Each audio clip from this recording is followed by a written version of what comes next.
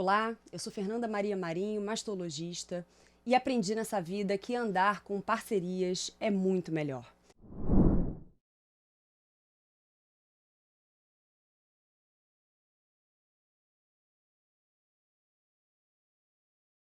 Esse é o podcast de Peito Aberto. Hoje a minha convidada é a doutora Marina Rondinelli, médica anestesista especialista em dor.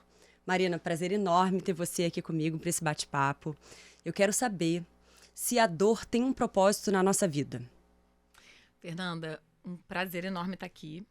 E começando com essa pergunta, que é uma pergunta super importante. Certamente, a dor tem muita importância na nossa vida. A gente não estaria aqui se a gente não tivesse a dor. A dor tem um propósito muito importante de avisar para os seres humanos que existe alguma coisa errada acontecendo dentro do nosso corpo. Então, se a gente se machuca, a gente precisa saber que está doendo. A gente precisa, quer dizer, uma pessoa que não sente nada, né? Se ela encosta no fogo e ela não sente dor, ela vai queimar a mão. E isso estaria acontecendo ao longo da nossa evolução até aqui. E claro que teria consequências péssimas, né? Então, é muito importante e a gente chama isso de dor aguda. A dor aguda, ela tem esse propósito de avisar pra gente que tem alguma coisa errada e que a gente precisa descobrir o que está acontecendo e resolver. Então, assim, no dia a dia da maioria das pessoas, aqui no Brasil pelo menos, a gente tem muito acesso a remédio para tratar dor, né? Do dia a dia, uma dorzinha de cabeça, uma dor de estômago, e as pessoas acabam convivendo com essas dores. E se automedicando, que é uma coisa até orientada por alguns médicos para alguns sintomas. Como é que a gente faz, então, para saber, como é que uma pessoa comum faz para saber que existe uma dor que ela precisa procurar um atendimento imediato, que não adianta tomar ali um remedinho que vai passar? Quando que a gente tem que procurar atendimento? Qual é o sinal, além da dor, para a pessoa procurar um atendimento ou algum tipo de dor? A gente chama isso de bandeiras vermelhas, né? As bandeiras vermelhas vão avisar que essa dor ela não pode ser resolvida ali em casa com essa Novalgina que a gente está acostumado. Então, a primeira coisa é entender que uma dor que não melhora com a Novalgina, aquele remédio que você sempre toma em casa e que geralmente resolve... Na dose certa. Exato, por favor. Se aquele remédio que você está acostumado não está funcionando, isso já tem que levantar uma bandeira vermelha para você. E outras coisas que são assim, uma dor diferente, muito diferente da que você já sentiu alguma vez na vida. Até assim, uma dor de cabeça diferente da dor de cabeça que Exato, você está acostumada a ter. Exatamente, dor de cabeça é uma dor crônica, é uma dor que as pessoas geralmente estão acostumadas. De vez em quando tem uma dor de cabeça, a pessoa até sabe quais são os grandes gatilhos. Sempre que eu faço isso eu tenho dor de cabeça. Então, uma dor completamente diferente da que essa pessoa está acostumada já é uma bandeira vermelha. Dor em idosos, né? Idosos, grandes extremos etários, né? Crianças e idosos que começam a reclamar muito de uma dor. Olha, essa dor é diferente, de repente, uma dor que... Quer dizer, é uma dor diferente, uma dor que não melhora com a Novalgina. E outra coisa, uma história de trauma. Então, uma pessoa que sofreu um acidente, mesmo que não tenha sido exatamente agora e a dor começou, mas né, a pessoa caiu ontem e aí, de repente, hoje começa uma dor muito forte que não está melhorando com a medicação, tá na hora de procurar ajuda. Assim, dor associada a Outros vômito, sintomas, desmaio. exatamente. Febre, perda de consciência, vômitos, né? Náuseas e vômitos, escotomas, né? Que são aquelas luzinhas que, de repente, a pessoa pode estar tendo alterações visuais, alteração de comportamento, alteração de sono. Apagão, né? Que às vezes a pessoa não lembra o que aconteceu. Do nada. Uma dor associada a um apagão também tem que procurar. Isso. Entendi. Essas são as bandeiras vermelhas. Só que a gente tem que conversar aí que não existe só dor física, né? Existem outras dores que são relacionadas a questões emocionais, psicológicas e a situações da vida da pessoa. Como é que funciona para a gente identificar se é uma dor física, se é uma dor de outra origem? Então, costumo dizer que a gente tem dois componentes, né? Nossa pessoa, né? Quem nós somos. A gente tem o nosso corpo e a gente tem a nossa mente, né? E os nossos sentimentos, eu estou incluindo aí em mente, né? Emoções, Tem gente que chama de alma, tem gente que chama de mente, tem gente que chama de sopro, estrelinha, Espírito, enfim, energia espírito, vital. energia, exatamente. Nós temos esses dois componentes. E aí, a dor, ela vai se manifestar em cada uma dessas partes de formas diferentes. No corpo, a gente vai sentir dor física e na mente, a gente vai sentir tristeza, né, sofrimento. E esses dois componentes, eles são completamente associados e ligados. Então, o que eu costumo dizer é que uma dor que te incapacita durante muito tempo, ela vai gerar sofrimento. Independente de você querer ou não, você pode dizer que não, mas ela vai. De alguma forma, ela vai estar prejudicando a sua vida em vários sentidos, né? Social, enfim, você vai deixar de fazer coisas que você gosta de fazer porque você está sentindo dor, você não está conseguindo se locomover direito porque você está sentindo dor, você vai não estar conseguindo dormir direito porque você está sentindo dor, e isso vai te gerar algum sofrimento em níveis variados, depende da pessoa, depende de muitas coisas. Às vezes até afasta você do círculo social, Exato, do trabalho. do trabalho, então, muitas consequências, né, na vida. E aí isso vai te gerar um sofrimento. E da mesma forma, o caminho contrário. Então, quando a pessoa está em sofrimento porque perdeu uma pessoa querida, porque terminou um relacionamento, porque foi demitido, não queria ser demitido, né? O sofrimento, ele vai gerar no corpo, e isso tem várias explicações fisiopatológicas, ele vai gerar no corpo uma hipersensibilidade. E aí a gente vai sentir mais dor. É mesmo, a gente tem um estado de hipersensibilidade no sofrimento, que interessante.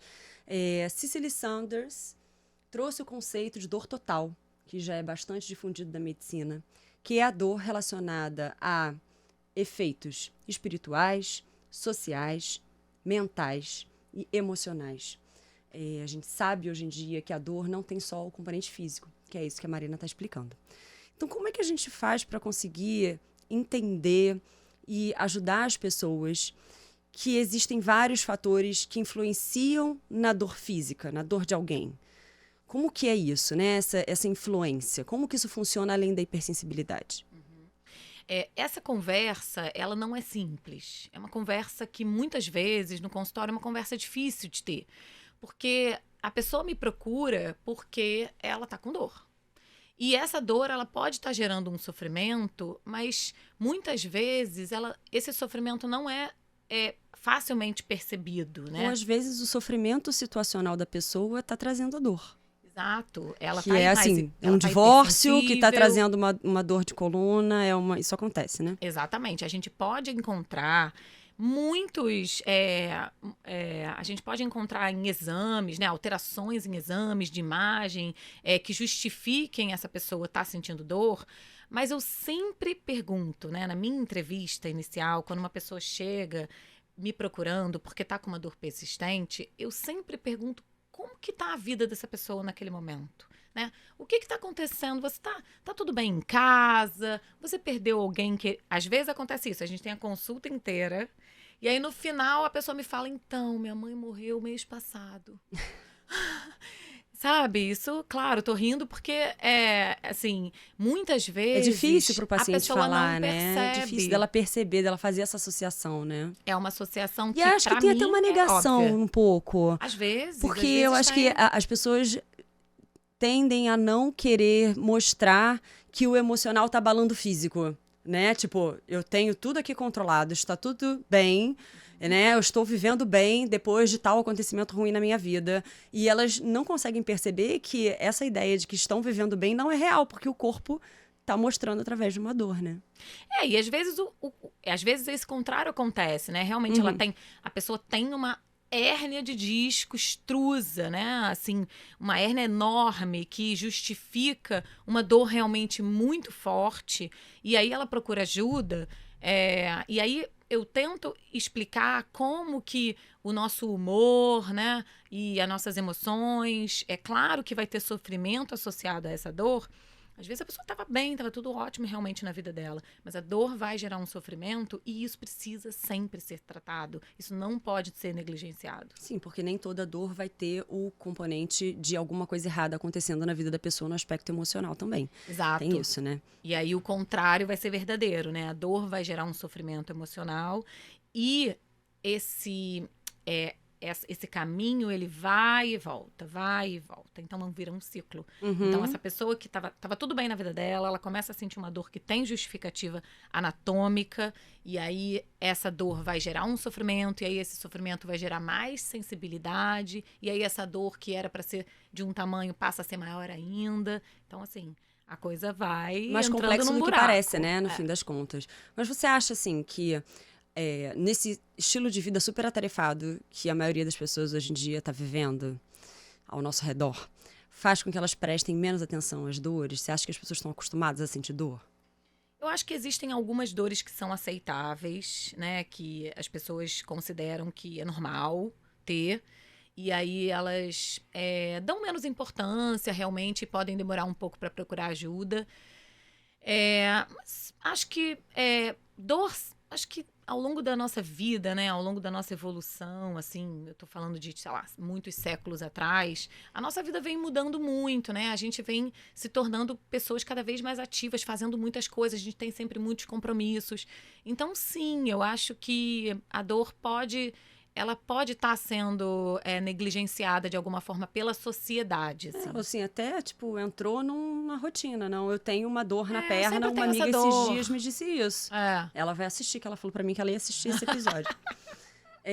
Então vou nessa médica aí, sua amiga, porque eu tenho uma dor na perna que eu tenho há anos. E aí eu pensei, falei, gente, a pessoa tem uma dor há anos, eu já fui a vários médicos, não consegui tratamento que melhorasse. Então, é isso, né, de você aceitar e negligenciar, não no sentido de não tô ligando que não tenho dor, mas de acostumar que tem uma dor ali que te incomoda e que persiste, né? E às vezes até eu queria que você explicasse sobre outros sinais que estão relacionados à dor, como dormência e coceira, e que não necessariamente são uma dor aguda, mas que a gente precisa também investigar. Me fala um pouco sobre isso. Então, geralmente isso acontece. Hoje em dia, a gente classifica, existem várias formas de classificar dor, né? Então, dor aguda, dor crônica, e isso é até uma coisa importante em relação a essa coisa de aceitar a dor, voltando um pouco para a pergunta anterior, porque eu costumo colocar esse prazo, que é um prazo de 3 meses, é um prazo curto, né? Assim, mas é um prazo de reajuste também, né? Se vira aí para resolver. A gente demora mais ou menos 3 meses para o nosso corpo começar a desenvolver alterações que são alterações que vão ser muito importantes depois. Essas alterações são alterações químicas que fazem com que essa dor se torne mais difícil de ser tratada depois de 3 meses. Essa classificação é uma classificação que foi determinada, né, pela Organização de Dor Internacional, que depois de 3 meses, essa dor passa a ser chamada de crônica. Por quê? Porque essa dor passa a ser mais difícil de tratar, porque ela já vai ter um componente emocional associado, porque ela já vai ter gerado algum prejuízo em alguma esfera da vida daquela pessoa. Então, aquele ciclo de dor e sofrimento, ele já vai ter dado o start, o gatilho. Mas muda, assim, em termos de estrutura do nosso sistema nervoso. Muda, se a gente demora a começar a tratar a dor, também tem uma mudança de estrutura que faz com que fique mais difícil depois? Faz com que fique mais difícil. É isso, não dá pra ficar esperando, né? Não dá pra ficar esperando. E aí é por isso que eu sempre falo, não se acostume com a dor. Não se acostume. Quer dizer, em algum momento, é claro que depois que a dor se torna crônica, uma pessoa que chega pra mim dizendo, eu tenho dor há 10 anos, é claro que essa não é a pessoa que eu vou falar, não se acostume com a dor. Ela já está acostumada. Ela já acostumou. Então, a gente vai precisar encontrar mecanismos da pessoa lidar com essa dor de uma forma diferente. Claro que o nosso objetivo vai ser que essa dor acabe. Mas durante um tempo, é importante entender que não existe uma pílula mágica para tratar dor crônica. E é possível acabar com uma dor de 10 anos? Dependendo da dor, é possível. É possível. É Nossa, difícil, mas é possível. É difícil, mas é possível, né? Como eu disse, existem várias formas de classificar a dor. E uma das formas de classificar... Outra forma de classificar a dor, além de aguda e crônica, é o tipo de dor que essa pessoa está sentindo. Hoje em dia, a gente sabe que é muito difícil uma pessoa ter só um tipo de dor. Mas, geralmente, os nervos estão sempre acometidos. Então, mesmo que seja uma dor muscular, em algum momento, se essa dor se torna persistente, a inervação daquela região, os nervos que estão presentes naquela região que dói, vão estar acometidos também. E quando a pessoa tem uma dor neuropática, ela pode ter esses sintomas associados diferentes e estranhos, que eu costumo até dizer esquisito. É quando a pessoa tem uma dor, mas ela também tem uma coceira ali, ela também tem uma dormência, exatamente, que são geralmente causadas por um acometimento nervoso, por um acometimento dos nervos que estão ali presentes. Ou seja, além daquele machucado que aconteceu, ela teve uma parte que foi danificada, que está relacionada aos nervos e que dá essas outras coisas, tipo coceira, dormência e tal. Choque. E isso pode ser persistente também, pode virar crônico. Sim. Deus me livre. Isso, é enlouquecedor. Nossa, é enlouquecedor. Sim. Uma pessoa que fica sentindo choquinho, que fica sentindo uma coceira para a vida inteira. Você trata pessoas assim, né? Sim. Provavelmente que chegam com essa queixa que já não é mais daquela dor aguda, né? Exato, sim. Gente, muito interessante isso. É importante até para vocês prestarem atenção que não necessariamente as dores que você sentiu em algum momento, elas agora podem estar sendo manifestadas no seu corpo de outra forma. Então, não é para esperar, é para procurar um médico especialista para tentar um tratamento e evitar que isso vire um problema de vida inteira, né? E eu queria falar, assim, sobre um tema que é muito nosso, né? De uma conversa nossa, que é sobre exercício físico. E as pessoas estão muito acostumadas a dizer, a gente escuta isso pra caramba, que fazer exercício é normal sentir dor depois de fazer exercício, aquela dorzinha muscular. E aí? É pra sentir dor por fazer exercício? A gente tem que aceitar a dor do exercício? Não. Quer dizer, existe um limite, né? A dor aguda pós-exercício, ela sim significa que tem coisas boas acontecendo, né? Como eu disse, a dor aguda, ela pode ser boa. Mas a dor aguda é que não limita você de andar, por exemplo, depois de uma série na academia, claro, né? Claro. Mas quando a gente faz uma hiperestimulação muscular, né, na academia, quando a gente faz força e a gente exige mais do músculo do que ele estava sendo capaz de dar, né? E ele vai se tornar capaz de dar mais cada vez mais, né? A intenção assim que a essa gente do ganha exercício, força, exato. exatamente. Mas quando a gente faz esse trabalho de fortalecimento, a gente está gerando um processo inflamatório ali naquela musculatura. E é um processo inflamatório bom. A inflamação, assim como a dor, ela pode ser boa. Só que se ela for aguda e ela for autolimitada. Então, a gente é capaz de autolimitar uma inflamação. Essa regeneração que a gente precisa, que é gerada pelo processo inflamatório agudo ali da musculação, ela é boa, porque com isso aquele músculo vai se tornar cada vez mais capaz, cada vez mais forte. Mas assim, é aquela sensibilidadezinha que você sentiu na coxa depois de fazer o exercício, umas 2, 3 horas depois, mas que de noite já não tá mais lá. Exatamente. Se no dia seguinte continuou a doer, no outro dia continuou a doer, no outro dia você correu e continuou a doer. Tem alguma coisa errada. Tem alguma coisa errada, você tá fazendo o exercício errado. Exatamente. Pois é, então assim, fazer exercício e sentir dor e continuar sentindo dor é uma coisa que pode levar à dor crônica se você não corrigir o exercício, qualquer que seja. Você tá fazendo a mesma coisa, sempre, tá gerando dor. Ou então, fez um exercício uma vez, ficou com uma dor muito forte, no dia seguinte não passou, calma, peraí, tem alguma coisa errada. Tem alguma coisa errada. Sim, a gente vê no dia a dia, né, do consultório, pacientes que têm cólica menstrual, que fizeram uma cirurgia há 15 dias, 20 dias, ou que tem uma queixa de dor enquanto estão lendo, ou por ficar na frente do computador, e que não tomam analgésico por medo de tomar analgésico. As pessoas me dizem assim, não, doutora, eu prefiro não tomar dipirona. Eu falo, não, você tem que tomar a dipirona no pós-operatório para que essa dor não persista depois.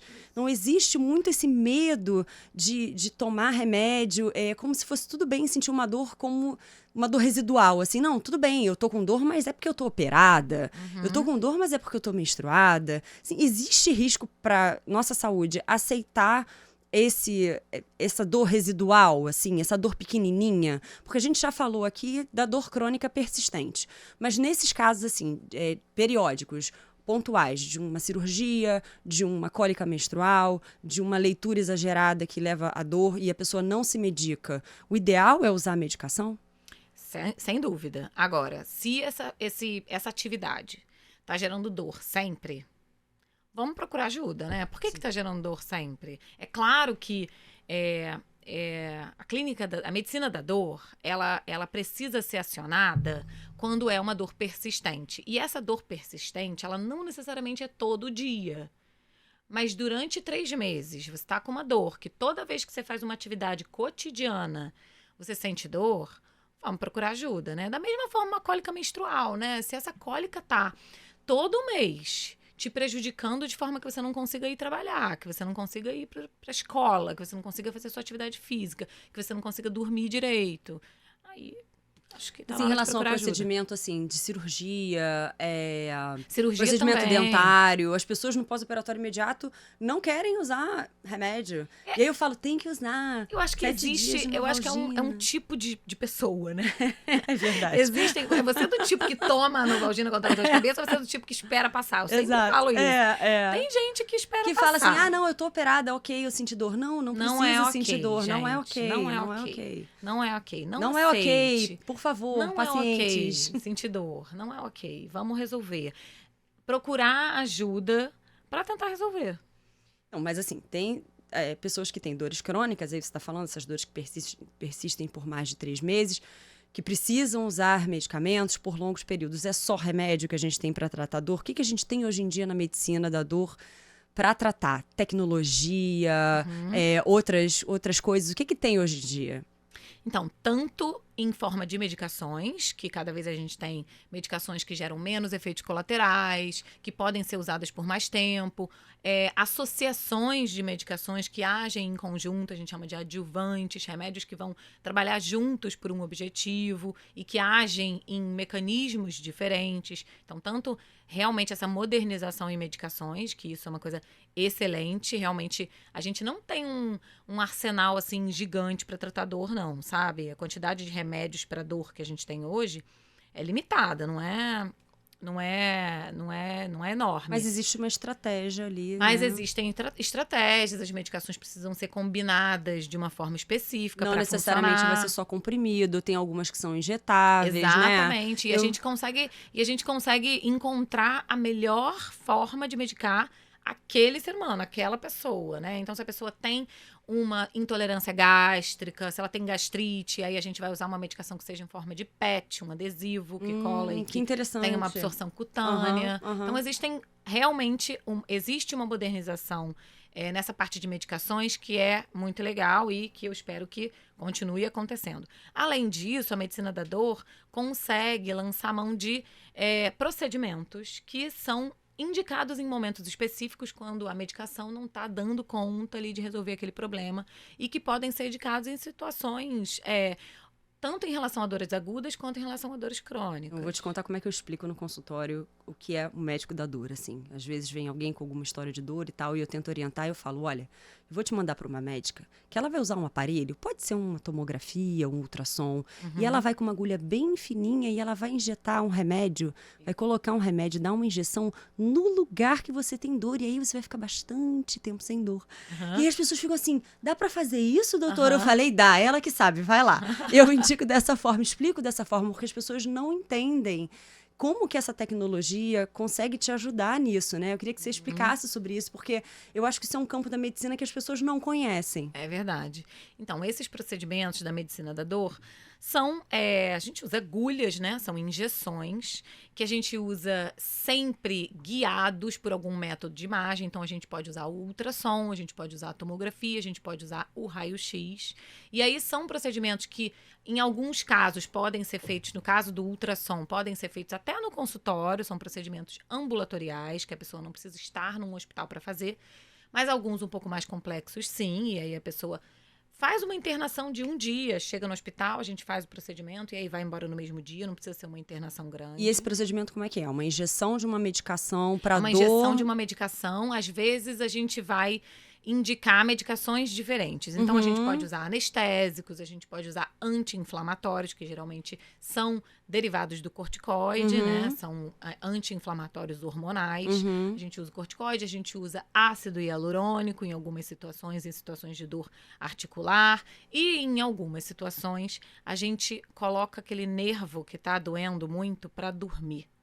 Então, a gente tem algumas formas de fazer isso. Ou com injeção de substâncias que vão fazer uma queimadura de leve naquele nervo, e aquele nervo vai dormir, vai parar de gerar aquele estímulo nervoso que está ali o tempo todo meio descontrolado. ou através de agulhas ligadas numa corrente elétrica que vão gerar uma queimadura ali elétrica e não dentro, química. né? Isso. Entendi. E aí, esse paciente, ele depois vai sendo vigiado por você para ver se essa dor volta, se precisa fazer alguma injeção de novo.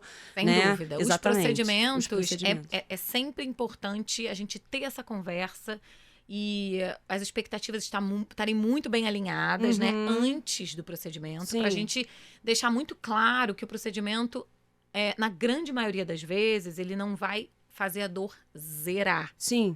Né? Mas ele vai ajudar os medicamentos a tentar acabar com essa aliviar. dor crônica. Isso. Porque a gente também não tem só isso, né? Quais são as outras práticas que a gente chama hoje em dia de integrativas, né? Tá na moda esse nome, que ajudam a gente a melhorar a dor. O que você também recomenda para os seus pacientes? Acupuntura. Temos evidência de acupuntura para tratamento de dor crônica. Tem evidência científica de uso de acupuntura para tratamento de dor crônica. Não é lenda isso. Não é lenda.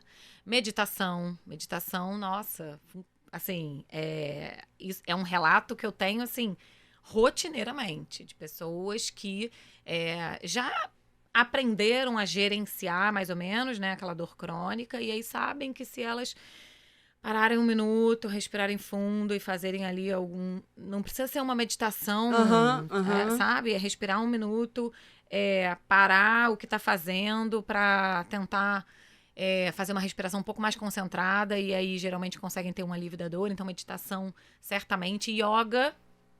Yoga, também temos evidência para dor crônica, muito legal. Muito legal, muito interessante. Porque a gente fica pensando que a pessoa que tem uma dor e que a dor vai piorando, e a pessoa tem medo de tratar aquela dor, e hoje em dia se fala muito disso, né, do vício de opioides, né? A gente que consome muita televisão americana, filmes americanos, seriados, se fala muito da pessoa que tem uma dor e que fica ali viciada naquele remédio. Então as pessoas, eu acho até que acostumam com certas dores porque tem medo do vício em analgésicos, né? Como é que é essa história aí dos americanos? E a gente vê que quando vai para fora do país tem dificuldade de comprar certos medicamentos. Como é que funciona isso para o paciente que tem dor crônica e precisa usar esses remédios? Exatamente, isso é um problema enorme, viu? Os Estados Unidos passaram realmente, Estados Unidos e Canadá, né, mas principalmente Estados Unidos, estão passando por essa situação, que é uma crise realmente de saúde pública, que é a adição aos opioides, né, o vício, né, aos opioides, que são esses opioides específicos que são, que têm essas propriedades de serem mais viciantes, vamos usar essa palavra, né, a gente não usa exatamente essa palavra, a gente usa a palavra adição. Mas, no Brasil, a gente tem um cenário muito diferente desse. O cenário do Brasil, realmente, na verdade, ele é o contrário. Aqui no Brasil, a gente submedica dor. A gente subprescreve opioides, né? Então, aqui, a gente tem o contrário, que é realmente, até alguns médicos, eu diria, talvez até a maioria, com uma dificuldade de prescrever opioides por causa desse estigma de que opioides podem gerar o vício. E aí uma pessoa que realmente precisaria do opioide naquele momento, ela fica sem um remédio e ela é subtratada. Questão de desinformação até, né? Assim, geral, né? No geral. fim das contas, por conta desse medo americano que é tão bombardeado, né? Nos filmes, a gente vê tanto falar sobre isso, são tantas matérias sobre isso, que a gente realmente aqui tem uma certa dificuldade de entendimento, e eu acho que isso, tanto da classe médica quanto para todo mundo, né? Fica essa barreira, né? A gente até... isso gerou uma existem algumas consequências, né, dessa história que aconteceu nos Estados Unidos, aqui no Brasil. Uma consequência boa é que os opioides, eles passaram a ser regulamentados pela Anvisa de uma forma muito segura. Então, é difícil comprar opioide. É difícil. A gente precisa passar uma receita amarela. Sim. É uma receita que nem todos os médicos têm. Sim. É uma receita que não dá para mandar pelo WhatsApp. Então, é mais difícil de prescrever, então é mais difícil de comprar. Sim. Então, essa regulamentação, ela é boa. Isso é uma coisa boa que a gente tem no Brasil. Mas a consequência ruim é que ficou esse estigma. Então, muitas vezes, a gente precisa começar um opioide. É um paciente que tem indicação de fazer um tratamento e a pessoa fica com medo. Fica então, com medo precisa ter por conta muita dessa conversa. história. Tem que ter, na verdade, uma relação médico-paciente de confiança. Exatamente. Para o paciente entender que aquele é o remédio aplicado e que naquele momento, que não necessariamente vai ser um uso crônico e tal. Exato. E como é que você tem a experiência do exercício físico para os seus pacientes na melhora da dor? Qual é a importância do exercício para prevenir, para tratar pacientes com dores crônicas? É evidente esse benefício. O benefício, assim, a gente vê... É aquela coisa que a gente tem evidência científica, que sai o artigo dizendo, e a gente vê no consultório. No dia a dia. No dia a dia. Então, é aquele paciente que chega para mim contando que ele sempre teve essa dor, mas teve uma época que ele estava muito bem e não estava sentindo dor. Por acaso foi uma época que eu estava fazendo natação, musculação, pilates. Então, assim, a própria pessoa se dá conta disso. A dificuldade é quando é uma pessoa que nunca fez exercício físico e aí eu preciso mostrar para ela que ela vai ter benefício no início do exercício físico regular e para ela é difícil, porque ela não está acostumada, nunca fez e ela está com dor. Ela está com muita dor, então ela não consegue nem começar o exercício. É nessa hora que entra o procedimento. É a hora mais indicada. É aquele procedimento que vai dar um alívio na dor para a pessoa conseguir começar a fazer o exercício físico. Agora, o exercício físico, ele tem benefícios inúmeros, né? No nosso corpo inteiro, em tudo. Mas na dor crônica, é muito rápido. Não demora tanto. Então, é muito rápido. A pessoa adquire aquele hábito ali que não precisa ser muito, né? É um exercício que pode ser... Eu costumo dizer, uma pessoa que nunca fez exercício físico e ela precisa começar, ela não precisa fazer 1 hora de exercício por dia. Já foi tema aqui do podcast. O Rafael Lund, nosso colega, professor de educação física, já explicou aqui, 10 minutos por dia de caminhada já vai te trazer benefício. Você em casa. E assim... Aquela pessoa que está muito debilitada, ela pode se levantar da cadeira, andar. Às vezes até um alongamento, né? Dar voltas na cama, exatamente. Fazer um exercício de senta e levanta, Senta e levanta o braço. Tá doendo a perna, levanta o braço. Tá doendo o braço, levanta a perna. Assim, mas dentro da linguagem médica, como que funciona? O que o exercício traz para o nosso corpo? Assim, o que produz, né? Você faz exercício, quem faz exercício, a gente faz exercício, sabe disso, que é aquela sensação de prazer que vem depois do exercício físico, né? Você se percebe num estado de alerta. Sim. Como que é isso? O que é liberado? Qual é a produção positiva para o nosso corpo depois de um pouquinho de exercício? Quando a gente ativa os nossos músculos, seja de forma com estímulo de força, né? Exercício. Ou só o movimento. Tanto os exercícios aeróbicos quanto os anaeróbicos, quer dizer, tanto a musculação quanto a corrida, o transporte, a bicicleta, eles vão gerar um estímulo muscular. Tem até uma história muito bonita que eu adoro, que é da irisina, né? A irisina é um hormônio, um peptídeo liberado pela contração muscular. E ele tem esse nome, irisina, por causa da deusa Íris. Que na mitologia grega, a deusa Íris era uma deusa responsável por trazer as boas novas para os humanos. Que legal! Vindos do Olimpo, exatamente. Não sabia disso, não. Muito legal. Muito legal. Então, a irisina tem esse nome por causa disso. Então, quando a gente faz força com o músculo, ele produz irisina. Ele produz irisina. E a irisina faz o quê com a gente? A irisina tem ação... A gente tem receptores para a irisina nas células de vários órgãos. Então, a irisina aumenta a nossa saciedade, a irisina aumenta o nosso bem-estar, a irisina diminui o risco de diabetes, a irisina diminui o risco de câncer, a irisina diminui o risco de doenças cardiovasculares. Então, ela tem ação no corpo todo. Informação interessante essa. Além disso, além da irisina, a gente também libera outros hormônios que são chamados os hormônios do bem-estar, que são a serotonina, a dopamina, a ocitocina, a noradrenalina. São hormônios que geram uma sensação boa, né? Eles são produzidos, a gente consegue esses hormônios de outras formas também. Quando a gente está com pessoas queridas, quando a gente come uma coisa gostosa, quando a gente vê uma coisa bonita, quando a gente está na natureza.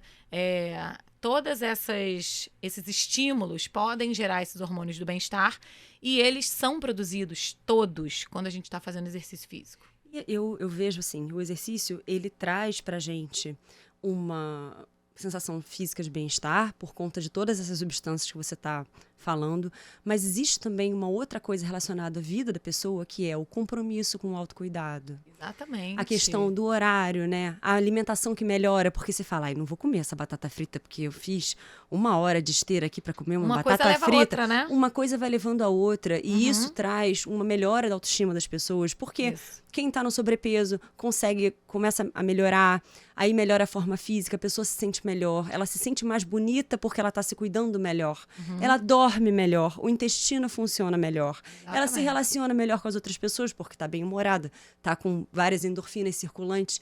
Então, é uma melhora de todos os aspectos da vida da pessoa, mas é muito difícil quando a pessoa está com alguma dor. Exatamente. Eu vou te contar um caso que eu adoro, é um vídeo que eu mostro para todo mundo no consultório, da dona Denise. Um beijão, Denise, Camila, queridas.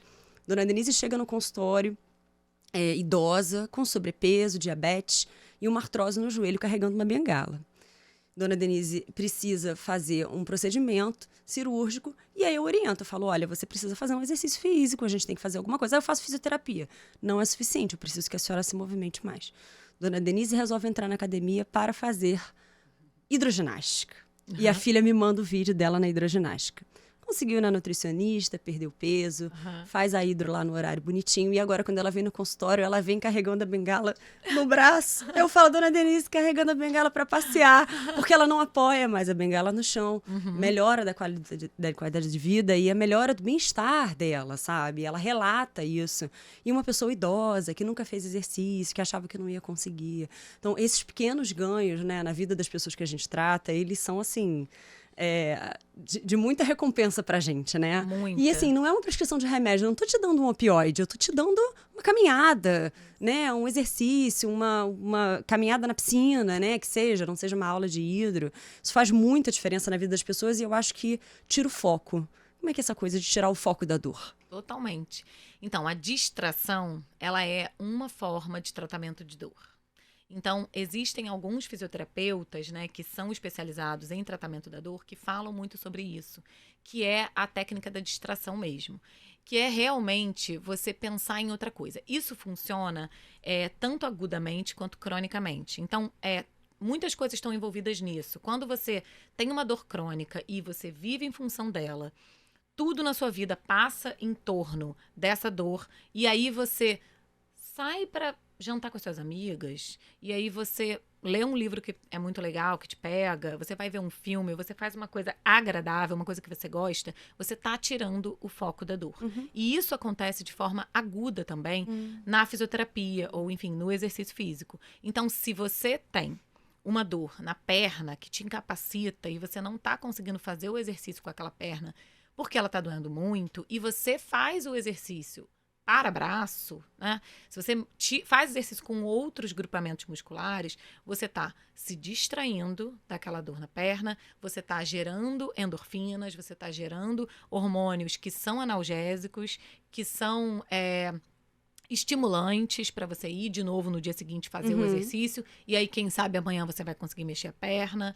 Então a distração ela faz parte do tratamento da dor. Então, não é mito, né? Não é mito. Então a gente vai trazer agora os mitos e verdades. A gente tem um quadro aqui no podcast que é o A Culpa é do Sutiã, porque as pacientes chegam muito no consultório de mastologia falando que a culpa de alguma coisa na mama foi do sutiã de aro apertado, enfim. Então eu vou te dizer um mito e você vai me dizer se é verdade ou não. Se você quiser explicar algumas coisas, você pode explicar. Combinado. Dipirona dá pressão baixa?